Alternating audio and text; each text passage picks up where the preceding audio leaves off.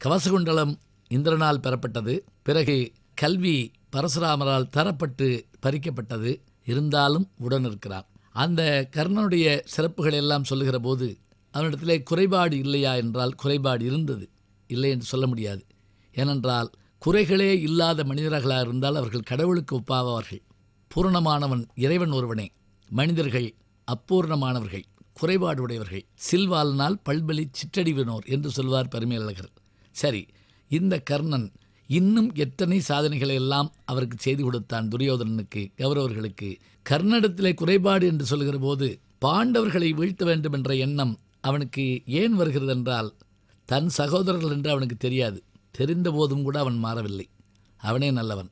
தெரியாத போது அதை சொல்வதில் பெருமை இல்லை. தெரிந்தும் மறந்திருந்தான். இங்கே பாண்டவர்களுக்கு தீமை செய்ய வேண்டும் என்று துரியோதனன் நினைக்கிற போதெல்லாம் அவன் நீட்டுகிற இடத்தெல்லாம் அம்பாக சென்று பாய்ந்தவன் கர்ணன் தான்.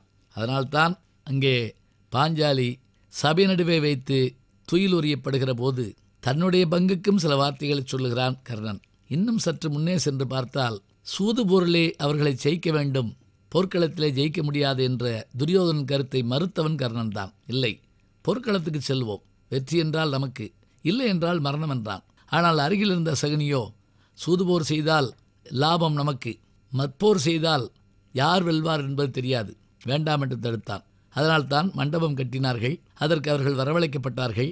அந்த மண்டபத்திலே சூது நிகழ்ந்தது, சூதிலே தோற்றார்கள். இவையெல்லாம் கதை, தொடர்ந்து வருகின்ற கதை. எங்கே நமக்கு ஒரு ஆச்சரியம் ஏற்பட்டது தெரியுமா?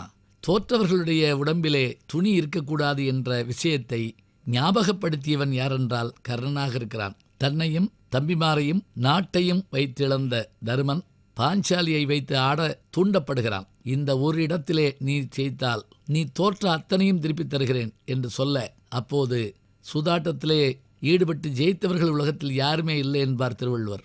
வென்றிடினும் வேண்டற்க சூதை என்பார். உனக்கு எவ்வளவுதான் ஜெயிச்சு கிடைத்தாலும் நீ அதில் போய் விளையாடாத. வென்றிடினும் எடுத்த உடனே பாருங்க, தோற்றிடினும் சொல்லல திருவள்ளுவர். வென்றிடினும் வேண்டற்க சூதினை என்பார். அதை எடுத்துக்கிறாத, ஏன்னா அது உனக்கு அப்படித்தான் தெரியும். தூண்டில் வைக்கப்படுகிற புழு உணவில்லை, அது தன் உயிருக்கு வைக்கப்படுகிற உலை என்பதை மீன் அறிந்து கொள்ளுமா? இல்லை. இங்கே தோற்றுக்கொண்டே இருந்தவன் கடைசி வார்த்தைக்காக தன்னுடைய மனைவியும் வைத்து பாஞ்சாலியை வைத்து ஆடிவிட்டான். இந்த ஆடிய போது இந்த சபையிலே அவர்கள் அவளையும் தோற்ற உடனே எல்லோரும் தலைகுனிந்து நிற்கிறார்கள். பாஞ்சாலி அழைத்து வரப்படுகிறாள். அவள் நியாயம் பேசுகிறாள், கேட்கிறாள். அத்தனை பேரும் பேசாமல் அமர்ந்திருக்கிறார்கள். அப்போது கர்ணன் ஒரு வார்த்தை சொன்னதாக பாரதி பாஞ்சாலி சபதத்தில் எழுதுவார். அடிமைகளுக்கு உடம்பில் துணி அதற்கு என்று கேட்டானாம். இந்த வார்த்தை எப்படி இருந்தது என்று சொன்னால், கெட்டவர்களுக்கு சில யோசனை சொன்னவுடன் அவர்கள் 100 பங்காக யோசிப்பார்கள். கள் குடித்த குரங்குக்கு பைத்தியம் பிடித்தால் எப்படி இருக்கும், அதுபோல ஆயிற்று. உடனே அவன் சடார் என்று சீரையும் களைவாய் தையல் சேலையும் களைவாய் என்று சொன்னான். பாஞ்சாலியினுடைய மேலாடை அகற்றப்படுவதற்கான யோசனை துரியோதனுக்கு வந்ததா இல்லையோ என்று தெரியாது. ஆனால் கர்ணன் பொதுவாக சொல்லுகிறான், தோற்ற இவர்களுக்கு எதற்கு மேலே துண்டு போட வேண்டும்? இன்றைக்கும் கூட துண்டு என்பது என்ன என்று சொன்னால் அது வெறும் ஆடை மட்டுமில்லை. கிராமத்திலே துண்டு என்பது தோளிலே போட்டுக்கொள்வதற்கு, மழை பெய்தால் மேலே பிடித்து கொள்வதற்கு, வெயில் எடுத்தால் தலையிலே கட்டிக்கொள்வதற்கு, தூசியாக இருந்தால் விரித்து படுப்பதற்கு, குளிரினால் போர்த்து கொள்வதற்கு, குளிக்கும்போது கட்டிக்கொள்வதற்கு, தலையை தோட்டிக்கொள்வதற்கு, எதிரிகள் வந்தால் கூட அதை முறுக்கி பிடித்து ஆயுதத்தை தடுத்து நிறுத்தக்கூடிய தன்மையும் அந்த துண்டுக்கு உண்டு. பட்டிக்காடாப்பட்டினம் இடத்துல பார்த்தீங்கன்னா சிவாஜி அவர்கள் அந்த அருவாளால் வெட்டப்படுகிறவனை அந்த துண்டை வச்சு தடுத்து நிறுத்துவார்.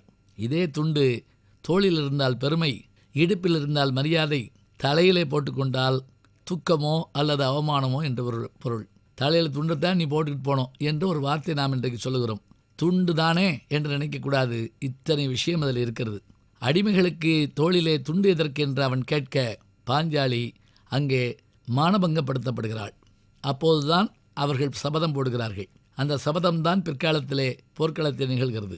இனி கர்ணனுடைய வாழ்க்கையிலே தொடர்ந்து பார்க்கிற போது துரியோதனோடு எப்போதும் இருக்கின்ற கர்ணன் எப்போதெல்லாம் அவனுக்கு துன்பம் ஏற்படுகிறதோ அப்போதெல்லாம் உடன் இருக்கிறான். ஆனால் அவன் சில வேலைகள் செய்கிற போது பிடிக்கவில்லை என்றாலும் கூட தன் நண்பனுக்காக உடன் செல்கிறான். காட்டிலே பாண்டவர்கள் வாழ்ந்து கொண்டிருக்கிற போது துரியோதனனுக்கு ஒரு யோசனை தோன்றியதாம். நாம் அங்கு சென்று அவர்கள் சாப்பாட்டுக்கு இல்லாமல் இருப்பார்கள், நாம் உடனே அங்கே சென்று பிரமாதமான விருந்தை ஏற்பாடு செய்து அவர்களுக்கு முன்னே உட்கார்ந்து சாப்பிடுவோம் என்கிறான். கர்ணன் சிரிக்கிறான். இதெல்லாம் ஒரு வேலையா என்று கேட்கிறான். ஆனால் அதை செய்து காண்பித்தான். நன்றாக யோசித்து பாருங்கள். பாரதம் இந்த காலத்துக்கு பொருந்துமா என்று கேட்கிறார்கள் இல்லையா? கட்டாயம் பொருந்தும். காட்டிலே அச்சய பாத்திரத்தோடு இருந்து ஒருவேளை உணவை உண்டு கொண்டிருந்த பாண்டவர்கள் முன்னாடி சென்று தன்னுடைய ரதகஜ துராக பதாதியரோடு போன துரியோதனன் பெரும் விருந்துக்கு ஏற்பாடு செய்து சாப்பிடத் தொடங்கினான். சாப்பாட்டு வாசனை தூக்குகிறது, துளைக்கிறது. இன்றைக்கு யோசித்து பாருங்கள், உண்ணாவிரதம் இருக்கின்ற ஒரு கட்சிக்கு எதிர்க்கட்சி என்ன செய்கிறது? எதிரிலே போய் உட்கார்ந்து கொண்டு உண்ணு விரதம் செய்கிறார்கள். இந்த உண்ணாவிரதம் உண்ணும் விரதம் இவற்றையெல்லாம் நாம் இன்றைக்கு புதுமை என்று நினைக்கிறோம். இதெல்லாம் துரியோதனன் காலத்து பழமை. அப்படி அவர்கள் சாப்பிட்ட போது கூட கோபம் வந்த பீமன் சட்டென்று வந்து அங்கிருந்து அத்தனை பேருமே அடித்து விரட்டுகிறான். எல்லோரும் ஓடுகிறார்கள். ஆச்சரியம், கர்ணனும் உடன் ஓடுகிறான். அவன் வீரன்தான், போர் வீரன்தான், இல்லை என்று சொல்லவில்லை. ஆனாலும் அந்த இடத்திலே அந்த செயல்பாடு இருந்ததை அவன் விரும்பவில்லை. இனி இப்படி தொடர்ந்து நிகழ்ந்த போது ராடபருவம் வருகிற போது பாண்டவர்கள் எங்கிருக்கிறார்கள் என்பதை தெரிந்து கொள்வதற்கு பெருமுயற்சி எடுக்கிறான் துரியோதனன். 12 ஆண்டுகள் காட்டிலே வாழ வேண்டும், 1 வருடம் மறைந்து வாழ வேண்டும். மறைந்து வாழ்கிற போது கண்டுபிடிக்கப்படுவார்களே, ஆனால் மீண்டும் 12 ஆண்டு காட்டுக்கு செல்ல வேண்டும். துரியோதனன் 12 ஆண்டும் முடிந்தவுடன் 13ஆம் ஆண்டிலே சல்லடை போட்டு செலுக்கிறான். எங்கிருக்கிறார்கள் கண்டுபிடித்தால் இன்னொரு 12 ஆண்டு அவர்களை அனுப்பி வைப்பேன். எப்படியான மனம் பாருங்கள் அவனுக்கு. அதாவது கெடுதல் என்பதே உருவமாக உடையவன். எங்கும் தேடி கண்டுபிடிக்க முடியவில்லை. உளவு படை, ஒற்றர் படையெல்லாம் தோற்று போகிறது. கடைசியிலே ஒரு யோசனை செய்தான். தன்னுடைய தாத்தாவாகிய பீஷ்மரிடத்திலே, ஆசிரியராகிய துரோணரிடத்திலே சென்று கேட்டான், பாண்டவர்கள் எந்த தேசத்தில் இருக்கிறார்கள் சொல்லுங்கள். அவர்கள் சொல்ல மறுக்கிறார்கள். நீங்கள் சொல்லவில்லை என்றால் நான் அதற்கான முடிவு எடுப்பேன் என்று அவன் கோபமாக சொல்ல, உடனே பீஷ்மரும் துரோணரும் ஒரு வார்த்தை சொன்னார்களாம். என்ன தெரியுமா? பாண்டவர்கள் இருக்கிற இடம் எப்படி கண்டுபிடிக்கலாம் தெரியுமா? ஒரே ஒரு செல் தான், அதை வைத்துக்கொண்டு நீ கண்டுபிடிக்கலாம் என்று அவர்கள் சொன்னார்கள். பாண்டவர்கள் இருக்கிற இடத்தை எங்களால் சொல்ல முடியாது, காரணம் எங்களுக்கு தெரியாது. ஆனால் அதை காட்டிலும் ஒன்றே ஒன்று உண்டு. எந்த இடத்தில் மாதம் மும்மாறி மழை பொழிகிறதோ அங்கு பாண்டவர்கள் இருப்பார்கள், இது உறுதி. இந்த வார்த்தையை கேட்ட துரியோதனன் சற்றும் தயங்காது தன்னுடைய ஒற்றர் படையை நினைவைத்துக் கொள்ளுங்கள். இன்றைக்கு நாம் அரசாங்கத்தில் சொல்லுகிற போது அரசுக்கு தேவையான செய்திகளை சேகரித்துவதற்கான ஒற்றர் படை போல பலர் இருப்பார்கள். அது அரசாங்க உத்தியோகஸ்தர்கள். அவர்கள் அமெரிக்கா போன்ற தேசங்களில் ரா என்று அதற்கு பேர் உண்டு. இது காலங்காலமாக இருக்கின்ற ஒன்றுதான். திருவள்ளுவர் கூட ஒரு அரசன் எப்படி ஆள வேண்டும் என்று சொல்லுகிற போது ஒற்றர் படை மிக முக்கியம் என்று கூறுகிறார். அதாவது ஒரு ஒற்றன் வந்து சொன்ன செய்தியை அப்படியே நம்பாமல் அவன் சொன்னது சரிதானா என்று அவனுக்கு தெரியாமல் இன்னொரு ஒற்றனிடம் கேட்க வேண்டுமா. பிறகு இந்த 2 பேரும் சொல்வது சரிதானா என்று இன்னொருவரிடம் விசாரிக்க வேண்டுமா. இவையெல்லாம் சரியாக இருந்தால் மட்டுமே அரசனை நம்ப வேண்டுமா. யார் சொல்லுகிறார்? திருவள்ளுவர். ஒற்றொற்றி தந்த பொருளை மற்றுமார் ஒற்றினால் ஒற்றிக்கொள்ளல். எவ்வளோ அழகான வார்த்தை பாருங்கள். 2000 வருஷம் ஆகுது. ஒற்றொற்றி தந்த பொருளை, ஒரு ஒற்றன் தன் திறத்தால் ஒற்றறிந்து தந்த பொருளை மற்றுமோர் ஒற்றினால் ஒற்றிக்கொள்ளல். சொல் எவ்வளோ அழகாக விழுகுது பாருங்கள். உடனே துரியோதனன் அனுப்பினார். அவர்கள் எல்லா இடங்களுக்கும் சென்று வந்தார்கள். அப்போது 56 தேசங்கள். அந்த 56 தேசங்களிலே வங்கம், கலிங்கம், அங்கம் என்று வரிசையான தேசங்கள். வந்தவர்கள் ஒரு வார்த்தை சொன்னார்கள்.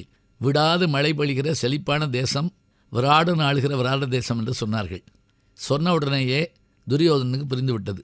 சரி, அப்படி என்றால் நாம் இங்கிருந்து புறப்படுகிறோம், சென்று அவர்களை வீழ்த்துகிறோம். கர்ணனோடு சகுனியோடு மற்றவர்களோடு புறப்படுகிறார்கள். அப்போது கூட கர்ணன் தடுக்கிறான். எப்படி தடுக்கிறான் என்று சொன்னால், யுத்தம் என்று அறிவித்த பிறகு செய்வோமே, இப்படி செல்லலாமா என்று கேட்கிறான். அதெல்லாம் பரவாயில்லை, நாம் அவர்கள் இருக்கிறார்கள் என்று பார்ப்போம், புறப்படு என்று சொல்லி சொன்னவுடன் செஞ்சோற்று கடன் அல்லவா, உடனே உடன் புறப்படுகிறான். துரியோதனுடைய படை விராடபுரமுனைக்கு சொல்லுகிறது.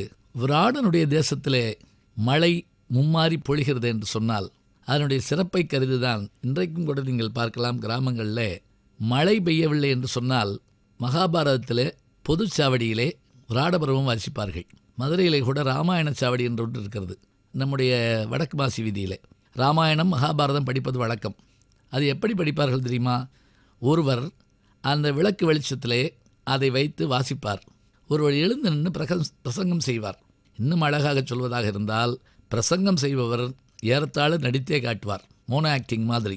பீமசேனன் வருகிறான் என்று சொன்னால் அந்த வாசிக்கிற வேகமும் அவர்கள் போடுகிற சத்தத்திலும் உறங்கி கிடப்பவர்களெல்லாம் எழுந்து நிற்பார்களாம். அப்படி விராட பருவம் படித்தாலே மழை வரும் என்று சொன்னால் விராடனுடைய தேசத்திலே எப்படி மழை இருந்திருக்க வேண்டும்? விராடனுடைய தேசத்திற்கு ஏன் வந்தார்கள் பாண்டவர்கள்? அதையும் நாம் யோசிக்க வேண்டாமா? 12 ஆண்டு முடிந்தது. அப்படி முடிந்த உடனேயே 1 ஆண்டு மறைந்து வாழ வேண்டும். அப்போது தருமன் தன்னோடு இருந்த முனி புங்கவர்கள் அந்தணர்கள் எல்லோரும் அழைத்து, இதுவரை எங்களோடு நீங்கள் இருந்தீர்கள், நன்றி, இப்போது நாங்கள் விடைபெறுகிறோம், நாங்கள் மறைந்து வாழ வேண்டிய சூழல் வந்திருக்கிறது என்று சொல்லி அவர்களை அனுப்பி வைத்துவிட்டு தங்களுடைய ஆயுதங்களை எல்லாம் எடுத்து வன்னிமரத்தொன்றிலே அவர்கள் உள்ளே மேலே கட்டி வைத்துவிட்டு இப்போது விராடனுடைய தேசத்தை நோக்கி செல்கிறார்கள். விராடனுடைய தேசத்திலே அவர்கள் எப்படி சென்றார்கள் என்றால் 6 பேரும், பாண்டவர்கள் 5 பேரும் பாஞ்சாலியும் சேர்ந்து மாறு வேடத்தில் உருமாறிக்கொண்டு செல்கிறார்கள். கங்கபட்டர் என்ற பெயரிலே தருமனும், பலாயனன் என்ற சமையல்காரனாக பீமனும், பிருகுநலை என்கின்ற அந்த பேடி வடிவோடு அர்ஜுனனும், தாமக்கிரந்தி தந்திரிபாலன் என்கின்ற பெயர்களில் நகுல சகாதேவர்களும் செல்ல, பாஞ்சாலி விரதசாரிணி என்கின்ற பெயரிலே, அதாவது முதலில் ஒப்பனை பெண் இவள்தான், மேக்கப் உமன், விரதசாரணியாக தங்களை மாற்றிக்கொண்டு அவர்கள் செல்கிறார்கள். அப்படி போகிற போது ஒரே நேரத்தில் 6 பேரும் செல்லாமல் முதலில் கங்கபட்டராக செல்கிற தருமன் சொல்கிறார், பாண்டவர்களிடத்தில் இருந்தோம், அவர்கள் வனவாசம் முடிந்து எங்கோ சென்று விட்டார்கள், பிழைக்க வழியில்லை, உன்னிடத்தில் வந்தேன், சரி நீங்கள் அரண்மனையில் இருக்கலாம். அடுத்து பலாயனன் வருகிறான், சமையல் செய்ய தெரியும் எனக்கு, அப்படியா, நீ சென்று சமையல் வேலையை பார்த்துக்கொள். பிருகநலை இப்போது வருகிறவன் தான் பேடி வடிவத்தில் வந்த அர்ஜுனன். பேடி வடிவத்தில் அர்ஜுனன் வர காரணம் என்ன? அது அவனுக்கு கிடைத்த ஒரு வரம். எப்படி? இந்திரன் தன்னுடைய தேவலோகத்தில் தன்னை சார்ந்தவர்களை துன்புறுத்திய நிவாத கவச காலகேயர்கள் என்கின்ற அயல் கிரகத்து மனிதர்களை வெல்வதற்கு தன் மகனையாகிய அர்ஜுனனை அழைத்து செல்கிறான். ஆச்சரியத்தை பாருங்கள், தேவலோகத்தில் இருக்கின்றவர்களுக்கு துன்பம் வந்தால், அயல் கிரகத்து மனிதர்களுக்கு துன்பம் வந்தால் அதை வெல்வதற்கு மனிதர்கள் தான் செல்ல வேண்டியிருக்கிறது. மனிதர்களுக்கான பெருமை அத்தனை உரையதாக இருக்கிறது. அப்படி சென்ற அர்ஜுனன் அந்த நிவாத கவச காலகேயர்களை வெல்லுகிற போது அவன் படையோடு செல்கிறான். படை யாருடைய படை? தேவேந்திரனுடைய படை. யாருடைய தேர்? தேவேந்திரனுடைய தேர். தேவேந்திரனுடைய தேரோட்டியினுடைய பேர் மாதலி. அவன் செல்லுகிற போதே சொன்னான், அவர்களை வெல்லவே முடியாது, காரணம் அவர்களுடைய உடம்பிலே இருக்கிற கவசம், தோல், அவர்களுடைய தொங்கு சதை எல்லாம் அம்புகளால் வீழ்த்த முடியாது என்று சொன்னான். அதே போல அர்ஜுனன் அவர்களை சென்று பார்த்தபோது அவர்கள் 3 கோடி பேர் இருந்தார்கள். அந்த 3 கோடி பேருக்கு என்ன சிறப்பு என்று கேட்டால், நம்முடைய படங்களிலே எதிர்நிலை பாத்திரமாகி வில்லனை அறிமுகப்படுத்துகிற போது ஒரு கண்ணாடியை உடைத்துக்கொண்டோ அல்லது 15 செங்கலை உடைத்துக்கொண்டோ அவன் வருகிற போது அவன் அவ்வளவு பலவான் என்று காட்டுவார்கள். இதில் இந்த நிவாத கவச காலகேயர்கள் எப்படிப்பட்டவர்கள் என்று சொன்னால், திரிபுரம் எரித்த விரிசடை கடவுளாகிய சிவபெருமான் முப்புறம் எரித்த போதும் அழியாத வல்லமை உள்ளவர்களாம் இவர்கள். அப்படி என்றால் இவர்களை யார் அழிப்பது? இப்போது அர்ஜுனன் கையில் இருந்த அத்தனை அஸ்திரங்களையும் விடுகிறான். எந்த அஸ்திரத்தாலும் அவர்கள் விழவில்லை. அது ஈட்டியாக இருந்தாலும் அம்பாக இருந்தாலும் கோடாரியாக இருந்தாலும் விழவில்லை. அவர்கள் சிரித்துக்கொண்டே முன்னேறி வருகிறார்கள், 3 கோடி பேர். இப்போது என்ன செய்வது? உடனே அர்ஜுனன் சிந்தித்து பார்க்கிறான், இவர்களை வெல்லும் வழி என்ன என்றால் என்று யோசித்து, மாதலி தேரை திருப்பு என்றான். தேரை திருப்பிய சற்று யோசித்த மாதலி ஏன் என்று கேட்டான். சொன்னால் செய், திருப்பு என்றவுடன் தேர் திரும்பி ஓடியது. தேர் திரும்பி ஓடியதை பார்த்த அந்த 3 கோடி பேரும் கைதட்டி வாயில் அடித்து மூக்கில் விரல் வைத்து சிரித்து உருண்டார்கள். காரணம் என்ன? எதிரி தங்களிடத்திலே போர் செய்யாமலே தோற்றோடுகிறானே என்று அவர்களுக்கு ஆனந்தம் தாங்க முடியவில்லை. அப்படி அவர்கள் கைதட்டி வாயிலை அடித்து மூக்கிலே விரல் வைத்த போது 3 கோடி பேரும் எரிந்து பஸ்பமாக மாறினார்கள், புகையாக போனார்கள், அழிந்து போனார்கள். மாதலியே வியந்து போனான் தேரோட்டி. இது எப்படி நிகழ்ந்த அர்ஜுனா? நீ அம்பு போடவில்லை, ஒன்றும் செய்யவில்லை, அவர்கள் வீழ்ந்தார்களே. அர்ஜுனன் சொன்னான், அது அவர்கள் பெற்ற சாபம். எப்படி என்றால், பிறரால் தாங்கள் அழிக்கப்படக்கூடாது என்று வரம் வாங்கி இவர்கள் தங்களுடைய விரலை தங்களுடைய மூக்கிலே வைத்து கொண்டால் அழிந்து போவோம் என்பது தெரியாமல் செய்துவிட்டார்கள். இப்போது இந்த கதையை கேட்டுக்கொண்டிருக்கிறவர்களுக்கு ஒரு சந்தேகம் வரும், இப்படியெல்லாம் உலகத்தில் நடக்குமா, இதெல்லாம் நடக்குமா என்று யோசிப்போம். புராணங்களெல்லாம் இப்படிலாம் சொல்லலாமா என்று யோசிப்போம்.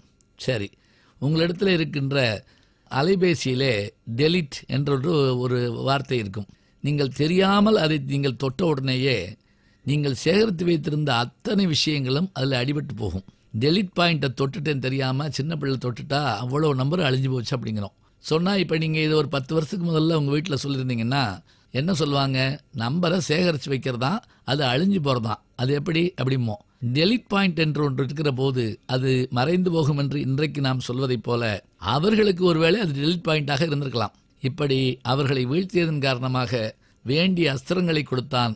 ஊர்வசி அவனை பார்த்து அவன் மீது விருப்பம் கொண்டாள், அர்ஜுனன் மீது. அர்ஜுனன், நீ எனக்கு தாய் முறை என்று சொன்னான். உடனே அவள் சற்று கோபப்பட்டு, நான் உன்னை விருப்பத்தோடு அழைக்கிற போது நீ மறுத்தாய், அதனால் நீ பேடியாகப் போவாய் என்று சாபமிட அர்ஜுனன் பேடி வடிவத்திற்கு மாறி போனான். இதை கேள்விப்பட்ட இந்திரன் பயந்து ஓடி வந்து ஐயோ, நமக்கு உதவி செய்ய வந்த என் மகனை இப்படி செய்யலாமா என்று ஊர்வசியை அவன் கோபிக்க, உடனே கோபித்ததோடு மட்டுமில்லை, ஊர்வசியத்திலே ஒரு வேண்டுகோளும் வைத்தான். நீ இப்படி செய்தால் பிறகு நமக்கு யார் உதவ வருவார்கள்? Urvashi, take it easy Urvashi என்று சொன்னவுடன் அவள் உடனே, கவலைப்பட வேண்டாம், இதை நான் வரமாக மாற்றித் தருகிறேன் என்று சொல்லி, நீ விரும்பும் போது இந்த வடிவம் உனக்கு வரலாம் என்று சொல்லி வரம் கொடுத்தாள். அந்த வரத்தை அங்கே பயன்படுத்தினான் விராடு பருவத்திலே அர்ஜுனன். பிருகநலி என்ற பேடி வடிவத்திலே வந்து விராடனுடைய மகளாகிய உத்திரை என்பவளுக்கு நாட்டியம் கற்பிக்கின்ற ஆசிரியனாக, நடன ஆசிரியனாக வருகிறான். நடன ஆசிரியர்களுடைய அந்த பெரும் முயற்சிதான் நடன சிகாமணிகளை உருவாக்கும். சிலப்பதிகாரத்தில் மாதவியினுடைய நடன ஆசிரியர்களையும் அவள் ஆடுகிற ஆட்டத்தை வைத்து நாம் பார்த்து கொள்ள முடியும். அப்படி உள்ளே வந்தான் அவன். மற்றவர்கள் குதிரையை பார்த்து கொள்ள ஒருவனும் பசுக்களை பார்த்து கொள்ள ஒருவனுமாக தாமக்கிரந்தி தந்திரபாலன் என்ற பெயரில் வந்தார்கள். அடுத்து வருகிறாள் திரௌபதன் மகளை துட்ட தூய்மன் உடன்பிறப்பை என்று பாரதியார் சொல்வதைப் போல நெருப்பிலே பிறந்தவள் பாஞ்சாலி என்று பெயருடையவள் தன்னை ஒப்பனை பெண்ணாக சொல்லிக் கொள்கிறாள். யாரிடத்திலே என்று சொன்னால், நான் பாண்டவர்களின் பத்தினியாகிய பாஞ்சாலிக்கு ஒப்பனை பெண்ணாக இருந்தேன். இப்போது அவர்கள் காடு விட்டு சென்று விட்டதால் நான் இங்கு வந்திருக்கிறேன். என் பெயர் சைரேந்திரி விரதசாரிணி என்று தன்னை அறிமுகப்படுத்திக் கொள்கிறாள். உடனடியாக அவள் அந்தப்புறத்துக்கு அனுப்பப்படுகிறாள். விராடனுடைய மனைவி பட்டத்தரசிக்கு ஒப்பனை பெண்ணாக அவள் பணிபுரிகிறாள். இப்படி இவர்கள் இருக்கிற இடத்திலேதான் எத்தனையோ சம்பவங்கள் நிகழ்கின்றன. அவையெல்லாம் நாம் பின்னர் பார்க்க இருக்கிறோம். இப்போது கர்ணனை பற்றி பேசிக் கொண்டிருப்பதால் இங்கு கௌரவர்கள் படையெடுத்து வந்து விட்டார்கள் என்று தெரிந்தவுடனேயே, இவர்கள் இருக்கிற இடத்தை அறிவதற்கு துரியோதன் வந்துவிட்டான் என்று தெரிந்து கொண்டவுடன் மற்றவர்கள் எல்லாம் பயந்தார்கள். விராடன் நடுங்கினான். ஏனென்றால் துரியோதன் மட்டும் வந்திருந்தால் பரவாயில்லை, துரோணரும் கிருபாச்சாரியும் மற்றவர்களும், ஏன் கர்ணனும் வந்திருக்கிறான், என்ன செய்யலாம் என்று யோசித்த போது, அப்போது கங்கபட்டர் ஒரு வார்த்தை சொன்னாராம். கவலைப்பட வேண்டாம், உங்களுடைய மகனை அனுப்புங்கள். மகனோடு சேர்ந்து அந்த தேர் ஓட்டுவதற்கு பிருகநலையாகிய அந்த பேடியை அனுப்புங்கள். அவன் மிக அழகாக தேர் ஓட்டுவான். உங்கள் மகனுக்கு வெற்றி கிடைக்கும். அதே போல உத்தரகுமாரனை தேரிலே அமர்த்தி பிருகநலை தேரை ஓட்டி வர, இந்த வருகின்ற காட்சியை காணுகின்ற போது கௌரவர்கள் ஆரவாரமாக போர்க்களத்திலே நிற்க, அதை பார்த்தவுடன் பயந்து நடுங்கி போனான். யார்? உத்தரகுமாரன். அவன் நடுங்கியதோடு மட்டுமில்லை, பிருகநலை ஆகிய பேடியை திருப்பு திருப்பு என்று கத்த, பயப்படாதே என்று சொல்ல, அவன் இறங்கி ஓட, பிருகநலை விரட்டி ஓட, கௌரவர்களும் கர்ணனும் கைதட்டி சிரிக்க, ஒரு பேடி விரட்ட அதுக்கு பயந்து கொண்டு மற்றவன் ஓடுகிறானே என்று அவர்கள் சிரித்து கொண்டிருந்த போது, முதல் ரவுண்டு முடிந்தது, 2வது ஓட்டம் முடிந்தது. 3வது முறை சுற்றி வந்தபோது பிருகன்னை வடிவத்திலே இருந்த அர்ஜுனன் வெளிப்படுகிறான். அர்ஜுனனை பார்த்தவுடன் ஹே ஹே ஹே என்று சத்தம் கேட்கிறது. அது எப்படி சொல்ல வேண்டுமென்றால், பாகுபலி படம் பார்த்திருப்பீர்கள். சிலை விலகப் போகிற போது ஒரு கை பிடித்து இழுத்து பாகுபலி என்று ஒரு சத்தம் கேட்ட உடனேயே எப்படி இருந்ததோ அதுபோல அர்ஜுனன் அர்ஜுனன் அர்ஜுனன் என்று கேட்ட உடனேயே துரியோதனுக்கு ஒரு முகம் கோபமும் ஒரு பக்கம் ஆனந்தமும். கோபம், இவனை கொல்ல வேண்டும் என்பது. ஆனந்தம், வெளியே வந்துவிட்டார்கள், மீண்டும் இவர்கள் செல்ல வேண்டிய நாள் வந்துவிட்டது என்று அவன் சந்தோஷத்தில் கைதட்டினான். வெளியிலே வந்த அர்ஜுனன் அவர்களை நோக்கி வரவும் அவர்கள் உடனே போருக்கு தயாரானார்கள். அப்போது அர்ஜுனனை பார்த்து ஒரு வார்த்தை சொன்னான் துரியோதனன். அர்ஜுனா, போட்ட சபதம் நிறைவேற்ற வந்திருப்பாய் நீ. ஆனால் ஒன்றை மறந்துவிட்டாய்.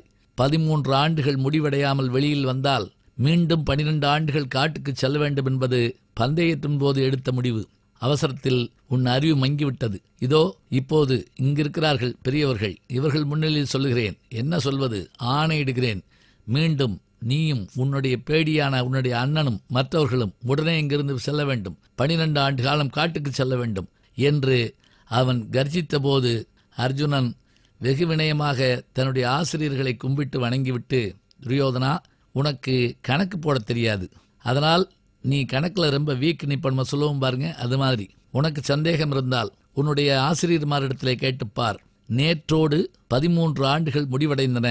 அதை புரிந்து கொண்டுதான் சுற்றி வந்தேன், வெளிப்பட்டேன், கேட்டுப்பார் என்றான். துரியோதனன் கோபத்தோடு துரோணாச்சாரியரை பார்க்க ஆம் என்று சொன்னார் துரோணர். எப்படி இது நடந்திருக்க முடியும் என்று கேட்டபோது அர்ஜுனன் சொன்ன ஒரு வார்த்தை இருக்கிறதே, இன்றைக்கு நாம் அதை நினைவிலே கொள்ள வேண்டும். அதாவது அவன் எப்படி கணக்கு சொல்கிறான் என்றால், கணக்கின்படி பூமி சாய்வாக சுற்றுகிறது. அதன் காரணமாக 24 மணி நேரம் என்பதிலே அந்த சாய்ந்த டிகிரியை வைத்து கணக்கு போடுகிற போது 1/2 டிகிரி சாய்வாக சுற்றுவதால் அதனுடைய காலம் நேற்றோடு முடிவடைந்தது என்கிறான். இன்றைக்கு நாம் லீப் வருடம் என்று ஒன்றை சொல்லுகிறோம். அந்த லீப் வருடத்தை சரி பண்ணுவதற்காக என்ன செய்கிறோம் என்று சொன்னால் 4 நாட்கள், அதாவது இப்போது 28, 29 என்று சொன்னால் 29 என்பது 4 வருடங்களுக்கு ஒரு முறைதான் வரும் என்பது லீப் வருடத்தினுடைய கணக்கு. இந்த கணக்குக்கு காரணம் 23 டிகிரி பூமி சாய்வாக சுற்றுகிறது என்று சொல்லுகிறோம். இந்த கணக்கு வில்லி பாரதத்திலே போடப்பட்டிருக்கிறது. ஆச்சரியம், இதையெல்லாம் நாம் படிக்காமல் தான் மேலே சென்று படிக்கிறோம். இங்கே அர்ஜுனன் சொன்ன வார்த்தையை கேட்டு அவர்கள் அரண்டு போய் நிற்க, உடனே அர்ஜுனன் என்ன செய்தான் தெரியுமா? இதோ இப்போதே சொல்லுகிறேன், நீங்கள் உடனடியாக சென்று விடுங்கள், இல்லை என்றால் இப்போதே யுத்தம் நிகழும் என்றான். யுத்தத்துக்கு நாங்கள் தயார் என்று அவர்கள் சவாலிட, உடனே அங்கிருந்த வன்னி மரத்தை நோக்கி தேரை செலுத்தினான். ஓடி வந்து ஏறிய உத்தரன் சொன்னான், அங்கே போகாதே, அந்த வன்னி மரத்திலே மேலே கிழவியின் பிணம் தொங்குகிறது என்றான். இல்லை இல்லை, எங்களுடைய ஆயுதங்கள் தான் என்று சொல்லி அந்த வன்னி மரத்திலே தன்னுடைய மந்திரங்களை ஜபிக்க அங்கிருந்து ஆயுதம் வந்தது. யுத்தம் தொடங்கியது. அந்த யுத்தத்திலே அவர்கள் அத்தனை பேரும் ஓடிப்போக இங்கும் கர்ணன் தோற்று ஓட வேண்டிய சூழல் ஏற்படுகிறது. காரணம், துரியோதனனுக்காக அவன் எத்தனை அவமானங்களை சகித்தான் என்று இங்கேயும் நாம் பார்த்து கொள்கிறோம். அப்படி யுத்தத்திலே வீழ்த்திவிட்டு அவர்கள் ஓடிவிட்டார்கள் என்று தெரிந்தவுடன் அந்த செய்தி அரண்மனைக்கு அனுப்பப்படுகிறது. விராடன் கைதட்டி சிரிக்கிறான். பார்த்தீர்களா என் மகன் செய்த வேலையை, எப்படிப்பட்ட ஒரு வீரன் என்று சொன்னவுடன் அருகிலே இருந்த கங்கப்பட்டர் சொன்னார், அப்படி இல்லை, பிருகுநலை உடன் சென்றதால் அவன் வெற்றி பெற்றான் என்றவுடன் கோபம் கொண்ட விராடன் தன் கையில் இருந்த தாயக்கட்டையால் அவனுடைய நெற்றியிலே அடிக்க ரத்தம் கொப்பளித்தது. அருகிலே இருந்த விரதசாரணி ஓடி வந்து தன்னுடைய சேலையை பிடித்துக் கொண்டாள். ஏனென்றால் தர்மன் ரத்தம் எந்த பூமியில் படுகிறதோ அந்த பூமி அழிந்து போகும். உடனடியாக தன்னுடைய சேலையை கிழித்து அந்த கட்டு போடுகிறாள். அப்போது அன்றைக்கு இரவு நீங்கள் ஏன் அப்படி பொறுத்து கொண்டிருந்தீர்கள் என்று கேட்டபோது தர்மன் ஒரு வார்த்தை சொன்னான் பாருங்கள், நாம் தங்குவதற்கு அடைக்கலம் தந்தான், அது மட்டுமில்லை நமக்கு உணவு தந்தான், பாதுகாப்பு தந்தான். இந்த உலகத்தில் ஒரு நேரம் ஒரு முறை ஒருவர் நமக்கு உதவி செய்துவிட்டால் பின்னர் அவர்கள் நமக்கு கொடும் தீமையை, உயிர் போகிற அளவுக்கு தீமை செய்தால் கூட அவர்களை நாம் திருப்பி தாக்கக்கூடாது. ஒன்றுதவி செய்யின் அவ்வுதவி மறவாமல் பின்றையவர் செய்தபிழை பொறுத்திடுவர் பெரியர், நன்றி பலவாக நவைபெறுவரேனும் கண்டிடுவரன்றி முது கயவர் நினைவாரே என்பது வில்லிபுத்தூராருடைய பாட்டு. பெரியோர்கள் ஒரு உதவியை ஒருவர் செய்துவிட்டால் அந்த உதவி செய்தவர்களுக்காக தங்கள் உயிரையும் கொடுக்க சித்தமாவார்கள். ஆனால் தீயவர்கள் 1000 நன்மை செய்திருந்தாலும் அந்த நன்மைகளை எல்லாம் மறந்துவிட்டு தவறி ஒரு தீமை செய்துவிட்டால் கூட அதற்காக தங்களுடைய நன்மையெல்லாம் மறந்தவர்களை பழிவாங்குவார்கள். உயர்ந்த குலத்தில் வந்தவர்கள் அப்படி இருக்கக்கூடாது என்பதை மிக அழகாக சொல்லுகிறான் தர்மன். அதன்படி அவர்கள் அன்றைக்கு வெளிவந்த செய்தியை சொல்ல அர்ஜுனன் சொன்னான், நாள் முடிந்து விட்டது, நாம் புறப்படலாம் என்று. விராடனுக்கு அப்போது உண்மை தெரிந்தது. வந்திருந்தவர்கள் பாண்டவர்கள், பாஞ்சாலி என்று சொன்னவுடன் உடனடியாக தன் மகளை உத்திரையை, அர்ஜுனா நீ ஏற்றுக்கொள்ள வேண்டும் என்று சொல்ல அர்ஜுனன் சொன்னான், இல்லை, இவள் என் மகள் போன்றவள், நான் ஆசிரியன், அதுக்கு வேறொரு வழி செய்யலாம் என்று சொல்லி அவளுக்கு திருமண ஏற்பாட்டை செய்வதற்கு முயற்சி செய்தான். யாருக்கு அவளை மணமுடிக்க சொன்னான் தெரியுமா? விராடனுடைய மகளாகிய உத்திரையை தன்னுடைய மகனாகிய அபிமன்யுவுக்கு முடித்து வைக்கலாம் என்று அப்போதே சொல்லிவிட்டு அவர்கள் அங்கிருந்து புறப்பட்டார்கள். சரி, இனி யுத்தகாண்டம் தொடங்கும். இதற்கு முன்பாக கர்ணனை பற்றி நாம் பார்த்து கொண்டே வந்தோம். வீரன், விவேகி, கொடையாளி, அதுவும் தருகின்ற தன்மை எப்படி உடையவன். அவன் கொடுக்க வேண்டும் என்று நினைத்தால் அவனைப் போல யாருமில்லை என்று சொல்லுகிறோம். எப்படி அப்படி கொடுக்கிற தன்மை வந்தது? அறம் செய்ய விரும்பு என்றால் அவை. மனம் இருந்தால் மட்டுமே அவன் செல்வந்தன். பொருள் இருந்தால் அவன் செல்வந்தன் இல்லை. செல்வம் என்பது சிந்தையின் நிறைவு என்றார் நம்முடைய குமரகுருபரர். பொருள் இருந்தால் அதை கொடுக்கின்ற உள்ளம் இருந்தால்தான் அங்கே பெருமை இருக்கும். ஒரு முறை கிருஷ்ண பரமாத்மாவிடத்தில் கேட்டானாம் பீமன், ஏன் கர்ணனை கொடையாளி என்கிறார்கள்? நாங்களெல்லாம் தருவதில்லையா? நாங்கள் தரப்போகிறோம், நீ ஏற்பாடு செய்கின்றவுடன் சரி என்று சொல்லி கிருஷ்ண பரமாத்மா வெள்ளியாளாகிய மலை ஒன்றை உருவாக்கினார். வெள்ளிமலை. இவர்கள் முரசறிவித்தார்கள், காலையிலிருந்து அத்தனை பேருக்கும் நாங்கள் தானம் தரப்போகிறோம், வாருங்கள். ஊரே கூடி வந்தது. 5 பேரும் நின்று வெள்ளிமலையை வெட்டி எடுத்து கொடுத்தார்கள். மாலை வரை மலை குறையவில்லை. ஆனால் அந்த ஊரே நிறைந்து விட்டது. இப்போது பீமன் சொன்னான், பார்த்தீர்களா எங்களுடைய குடைத்தன்மையை? ஆனாலும் இது குறையவில்லையே, என்ன செய்யலாம் என்று கேட்டானாம். இருங்கள் என்று சொல்லிவிட்டு கிருஷ்ண பரமாத்மா கர்ணனை அழைத்து வர சொன்னாராம். கர்ணன் வந்தவுடன், இதோ இந்த வெள்ளிமலை இருக்கிறது, வந்திருப்பவர்களுக்கு தானம் கொடுக்க வேண்டும், நீயும் கொடுக்கிறாயா என்று கேட்டவுடன் அப்போது ஒரு அந்தணன் வர, உடனே கர்ணன், உனக்கு என்ன வேண்டும்? நான் வறுமையால் இருக்கிறேன், வாடுகிறேன் என்று அவன் சொல்ல, அப்படியா, இந்த வெள்ளி மலையை அப்படியே எடுத்துக்கொள்கின்றானாம். இதை பார்த்த பாண்டவர்கள் வாயெடுத்து போனார்களாம். கிருஷ்ணன் சொன்னாராம், இதுதான் கொடுப்பது என்பது இப்படி கொடுக்க வேண்டும். சில வீடுகளில் சாப்பாடு போட்டு குழம்பு ஏற்ற வீட்டில் வாங்கிக்கப்பா அப்படின்னு சொல்லுவாங்க. அல்லது இனிமேல் அந்த பக்கம் நீ வரக்கூடாது, தெரிஞ்சதா, போன மாதம் தானே வந்த அப்படின்லாம் சொல்லுவாங்க. பொருள் கொடுக்கிற போது அவன் மற்ற இடத்திலே சென்று வாங்க முடியாத அளவிற்கு அவனுக்கு தர வேண்டுமாம். அதுதான் உண்மையான கொடை. தானம் தவம் ரெண்டும் தங்கா வியனுலகம் வானம் வழங்காது நின்பார் திருவள்ளுவர் மான் சிறப்பில். தானத்திற்கும் தவத்திற்குமான வேறுபாடுகள் அதுதான். இங்கே கர்ணனுடைய கொடைத்தன்மையை நாம் பார்த்தோம். தன்னுடைய அங்கிகளை, அவன் கவசகுண்டலங்களை தந்தான், உயிரை தந்தான், எல்லாவற்றையும் தந்தான். அத்தகைய பெருமை மிகுந்த அந்த கர்ணனுக்கு உச்சக்கட்டமான சோதனை வந்த இடம் எது தெரியுமா? பின்னர் பார்க்கலாம்.